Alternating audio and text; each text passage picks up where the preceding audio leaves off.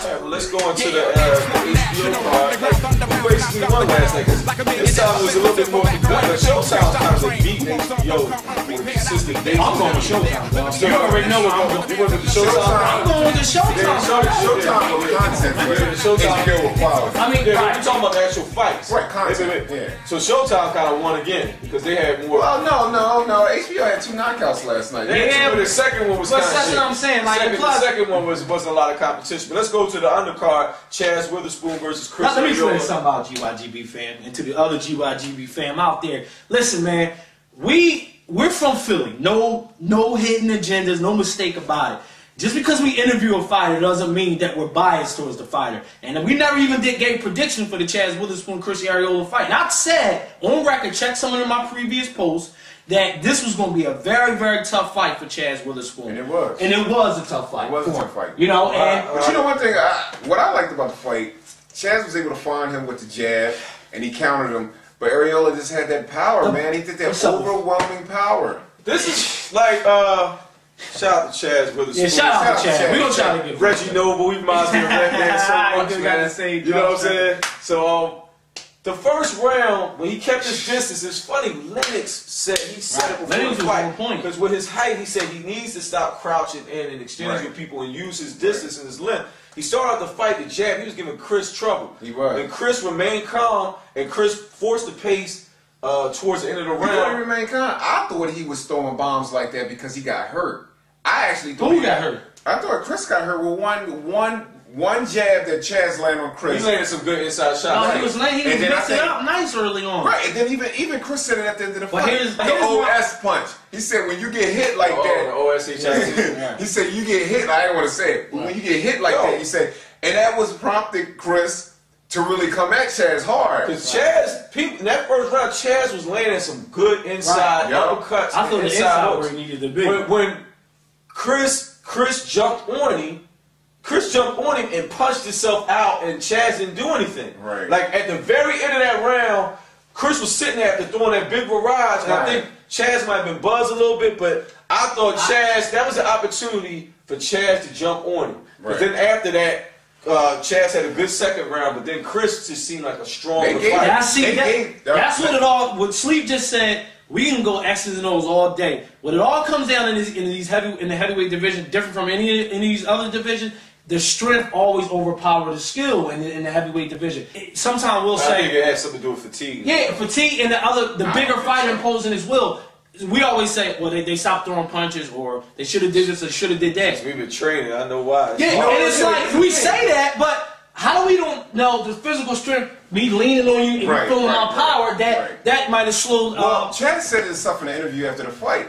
He said that his pride got the best of him. So he went in there head on and traded with Chris. Right. He should have stayed on the outside. That's what we're going to get to next. And just jabbed him and jabbed him and jabbed him and let Chris get tired, take him into the deeper waters, and then start getting in close. When we got to that third round, Chris started throwing wild, rangy punches. That's when you got to take advantage of. I think Chaz should have used his legs more and tried to counter. Chaz tried to lay in the pocket and trade with him. And he tried to trade with him and he got hurt. And then he didn't, as my man Teddy Atlas said, he didn't behave like a fighter. Behave properly like a fighter. Because when he finally thought to hold on, Chris jumped the gun, pushed him, and put a lot of pressure on him. Then he started landing punches, man. I mean, it was a good fight, though. I thought it was a good fight, too. For what it lasted. And, you know, let's get to the controversy.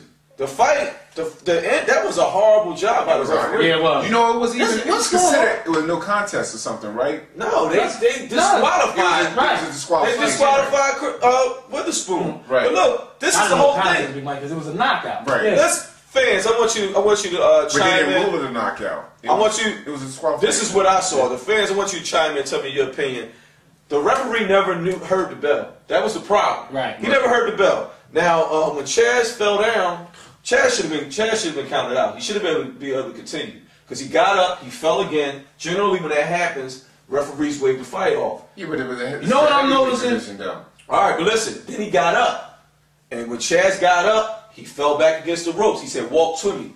He walked to him, and he was stumbling. Right. He should have waved it off there then. But if you're gonna say, I heard the referee say he got up. Then he looked. He said, "Did the bell ring?" He didn't know the bell rung. his people was on the mat because the bell rung while the count was going on. Right. So even if so, you deduct points. We seen fights a la Mayweather and Zab where people came in and fought and they got fined and the fight continued. Right.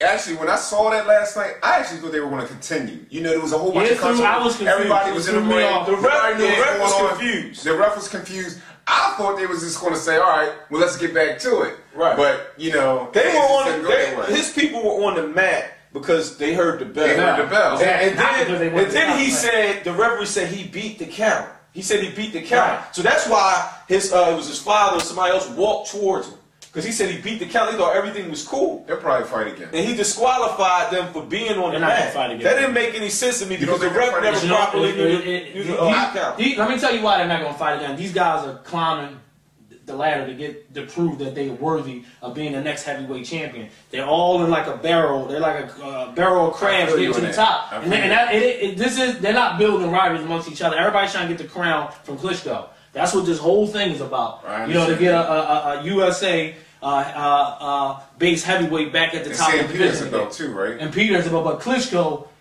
is who they aiming at. He's the #1 stunner. That's who everybody want to knock off. You know, that's that's the name that's called now. And speaking of which, sidebar real quick. I was just about to say that. What happened to Povetkin getting this shot at Klitschko? Remember? I love boxing.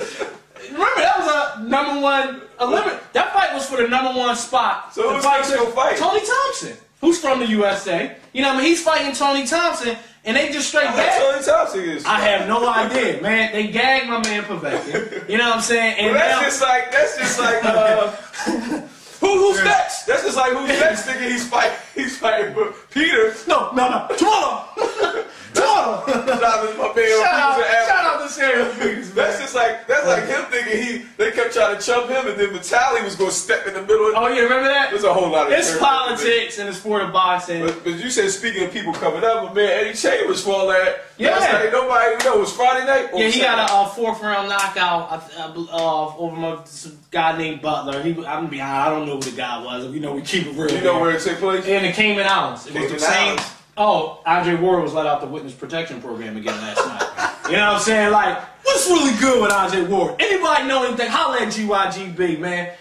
You know how I feel about Olympian fights. They moving him at a snail. Yo, he the slow. Now you know Olympians. They get money early on from the door. Sad thing is, you know what I'm saying? Buzz has died because of it. Jeff Lee, Jermaine Teller. You know what I'm saying? Fernando. I mean, the list goes on in the Olympics. Now, granted, they might not have been great fighters, but look, they rode their Olympic wave. You know what I'm saying? What night did he fight? He fought on Friday night. And he won. He won. He won. He got a knockout, but he's fighting cab drivers. You know, no disrespect to the dude he fight. That's just a frame of, figure of speech that you call boxers that nobody heard of. He got a knockout, but I'm saying, like, yo, what's really good with this dude? Buddy in the corner, Eddie. Buddy was in the corner. Buddy's still working with Eddie Chambers. It's good to get a knockout off a loss. So hopefully, you know. All right, so let's go to the headliner of HBO Boxing After Dark. Berto versus Rodriguez for the vacant WBC. For the vacant WBC. Now, I can understand Berto somehow possibly being in the mix. Now, how does Rodriguez get in the mix for this vacant title? I don't know. He was a Mexican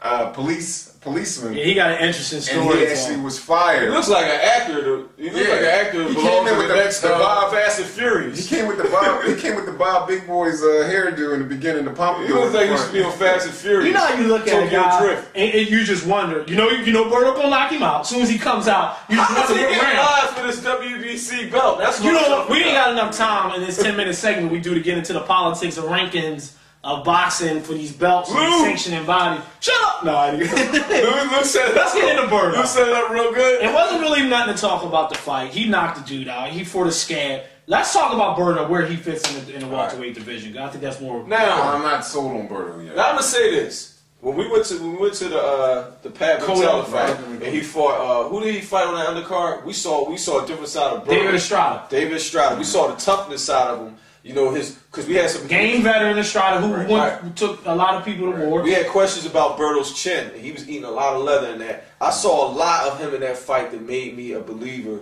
in certain instances. What I would like to see with him is dealing with somebody see him in there with somebody with some real power and real movement. He's extremely fast. I love the way he counters, but I still have some issues with his defense. And like Max said, there's nowhere to go from here. But he has to start Rushmore. Yeah, he has to take big fights. Listen, no disrespect to anybody else in the welterweight division. The welterweight division pretty much run through the Mount Rushmore. Antonio Margarito, Miguel Cotto, and Paul Williams. Right. And if you want to throw Joshua Clottey in there as the fourth person, those are the people you're going to have to beat to get where you need to get to. Can he beat any four of those people? But it's not. I wouldn't put him in the ring with them yet. I think it's. But eventually, like he gotta get. I gotta at least see him against Zab Judah and Clottey boxes. And no disrespect. A good fight is Berto and Zab Judah. That's a good fight. That's a good fight. But and also we said Berto and Shane. But if Shane finds him, it could be. Shane not gonna beat Sergio Mora. So.